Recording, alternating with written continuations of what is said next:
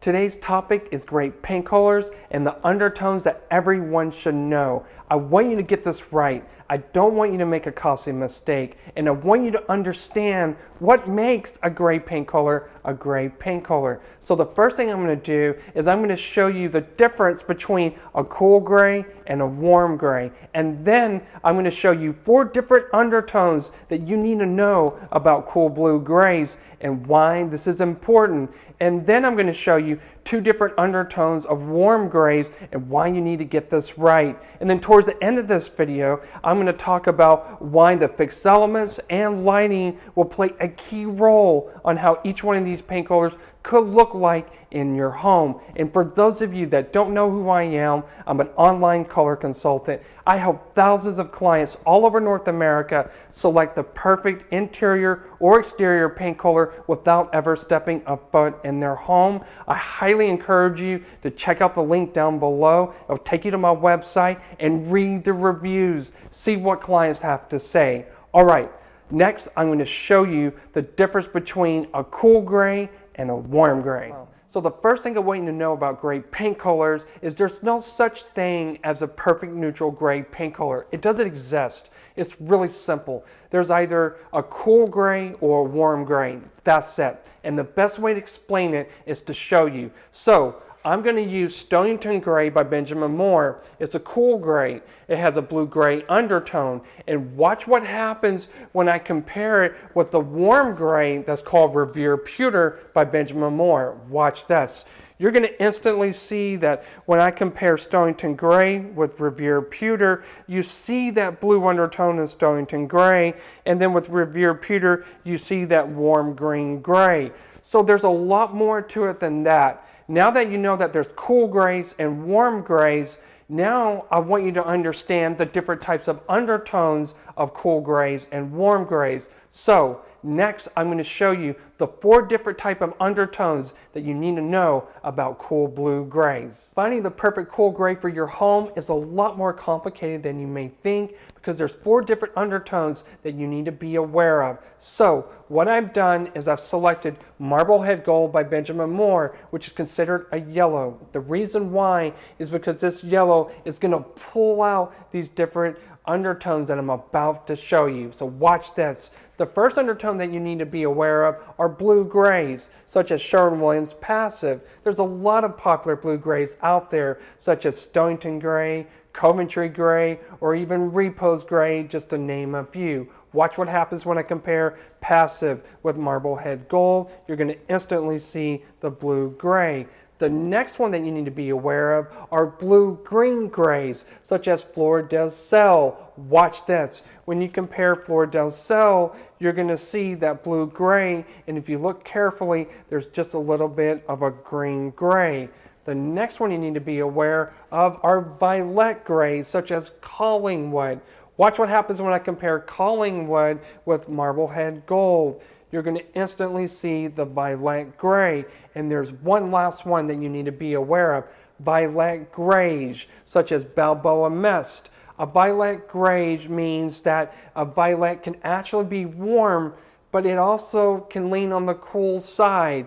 Watch what happens when I compare Balboa Mist with Marblehead Gold. You're going to see the warmth of Balboa Mist. So now that you know more about the cool grays and most importantly the undertones, the next I want to talk about are the 2 undertones that you need to know about warm grays. When it comes to green grays, there's only 2 undertones that you need to be aware of. So what I've done is I've selected Benjamin Moore's Salsa Dancing. It's considered a red, it's a contrasting paint color. It's going to pull out these undertones that I want you to see. So the first undertone that you need to be aware of are green-gray undertones, such as Sherwin-Williams Modern Gray. Some other popular warm grays that you may be aware of are Edgecombe Gray, Revere Pewter, Accessible Beige, just to name a few. So watch what happens when I compare this with Salsa Dancing. You're going to instantly see the warm gray.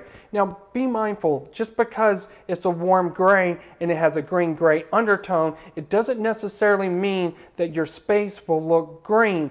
if you pair it correctly. So that's a lot more complicated, and that's a different story for another time. But I wanted to show you another warm gray that's considered a green gray, but it definitely will look green, such as Sandy Hook gray. Watch what happens when I compare Sandy Hook gray with Salsa Dancing. You definitely see that green-gray undertone. So just be mindful when you're working with green grays. Now, there's another undertone that you need to be aware of, and you only find this on the very light spectrum of warm grays. It's called pearly white.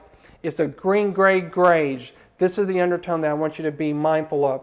Now, I want to show you an example of another light gray by Benjamin Moore, and it's called classic gray. Classic gray is just a green gray.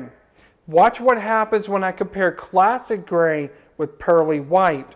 When you compare pearly white with classic gray, the first thing that you should notice how pearly white is warmer than classic gray. Classic gray is cooler than pearly white, because you're going to notice how pearly white, it just has more warmth, because that key word that I just said, grayish. It's got almost a little bit of a beige to it. So if you don't have a lot of natural lighting, for example, and you selected a super light warm gray like classic gray, it could look like a blue gray and it could look dingy. However, if you have pearly white by Sherwin-Williams, you're going to get more warmth, not so much of that cool gray, especially if you don't have a lot of natural lighting. So those are two undertones that you need to know. And next, I'm going to talk about the importance of comparing your gray paint colors with your fixed elements and lighting. One of the biggest mistakes that I see people make all the time is not pairing the correct paint color with their fixed elements and not being mindful of the type of natural and artificial lighting that they have in their home, and I don't want this to be you. You've got to get this right, especially when you're working with gray paint colors, because gray paint colors are chameleons, and that's an important word right there, chameleon. Undertones and grays are chameleons, and this is where you got to be really mindful if you're working with a cool gray or warm grays.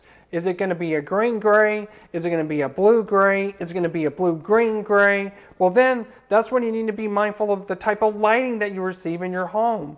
So if you don't receive a lot of natural lighting, even if it's a north-facing, east, south, or west, it doesn't matter. If it's cool or warm, especially on the light spectrum of cool grays and warm grays, chances are your space is going to look dingy. It's going to look muted.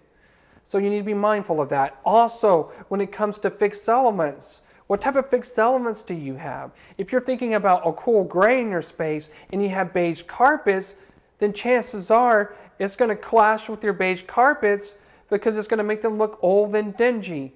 You're going to get that blue-gray in it. It's too clean. Your carpet, your beige carpet, is muted. So it's dirty in comparison to that clean blue-gray. Perhaps you might want to compare it with the warm gray, but you've got to be careful because if it's classic gray, it may not work. It might be too light. You might need to do something a little bit warmer, maybe light gray mist, for example. So you need to be mindful of the type of lighting and fixed elements that you have in your home. And if you want to get this right the first time, then feel free to check out my online packages. They're in the description section that's right down below. It'll take you to my website, and I'll be more than happy to help you find the perfect interior or exterior paint color for your home. And feel free to read the reviews. If you found this video helpful, put a like, let me know. Until then, I will see you in the next video.